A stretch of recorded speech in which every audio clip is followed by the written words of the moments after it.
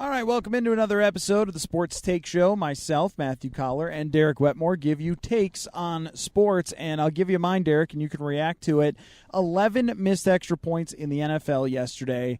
Move it back. Move the extra point back. Move it back? Yes, move it back to the 2-yard line. I'm tired of these little tiny people who are not real football players affecting the game this much. As a little tiny person, I take offense to that. I resent that statement, but I will say that I like it.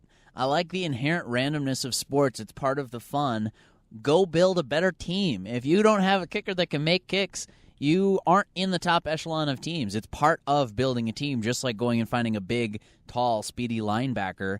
Or, I guess more to the point, I think we could both agree that the team with the better quarterback is just pretty much always going to rise to the top. And within a season, sort of random sample of 16 games, there's going to be some variance there. There's going to be some things that go a little wonky that you didn't exactly expect. But I got no problem with the fact that the NFL missed 11 extra points. I just find it hilarious that it's the week after the Vikings cut Blair Walsh for missing an extra point. The coincidence, is worth noting. He's going to have a job. He's going to get a job. We should not apologize to Blair Walsh, though, No, because he's still got to make those extra points. Yes. Now, hit the field goal against Seattle, too. You have that permission as well. We can't blame the league for these guys missing the number of extra points that they have, because I don't think we expected this. There's some sort of mind game that must go on with the extra points, because going into when they changed it, kickers were making like 95% from that difference, so there wasn't expected to be that much of a gap.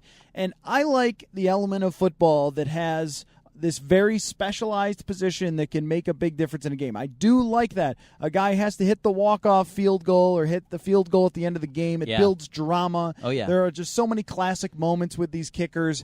I just don't like that already football is a small sample, 16 games.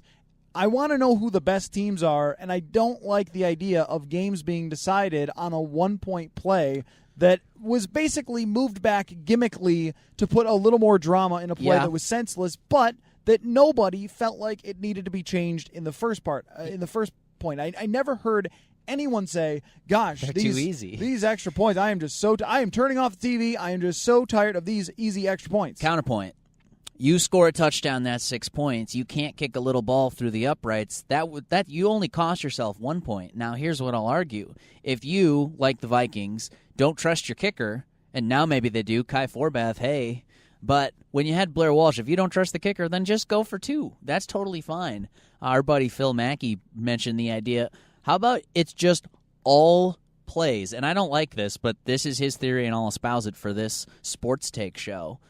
If you go for it from the 2-yard line, that's 1 point. If you go for it from like the 5 or 6 or 7 or whatever you pick as your line, then that's a 2-point conversion. I don't like that idea, but it does get the offense and defenses more involved than your little guy kicker theory. I am not against changing games at all. I am sort of against chasing your tail around with the rules. Well, we tried this rule change, and it kind of sucked, so let's go chase our tail and try another rule change, or let's give them 1 point for this and 2 points for this, and what are we even doing here? Like, this is just an extra point that has been in place for a really long time and wasn't a big difference maker. That was the game. Now, I will say, since I don't think that they're going to move it back to the 2-yard line, great, then go for 2. Yeah, like you said, I mean, go for 2. 55% who went for 2 last year made it. And what does that mean? That means 55%. If it's more than half, you are gaining more total points than you are with an extra point. I don't know about the Vikings doing it, because you wonder about their offense and their ability to punch it in. Yeah. But if I were a team that had a running quarterback, that had a great offensive line, if I'm Dallas, I'm never worrying about kicking that extra point. If I'm Dallas with that beast offensive line, I go for it every single time, because I know we can always get 2 yards with a star running back, a running quarterback, and a great offensive line. And I think it's just as dramatic if you're the league, because you're right on the total points. If it's more than 50%, 50% times 2, I get it. It's going to be more than the 1 extra point. Even if you're hitting that extra point 100% of the time, which they're not, But it still has the dramatic factor. You pause, you go to commercial break, you go up, you get your beer, you come back, and they're going to go for 2. Same as what an extra point used to be. The reason I think that they changed the rule is because that was the bathroom break. Okay, they scored a touchdown, and what's-his-name from Sweden is probably going to hit the extra point, so I don't need to stick around and watch this commercial break. Well, now you do, and under that new proposal, you also would. And I had no problem with that. I needed that break.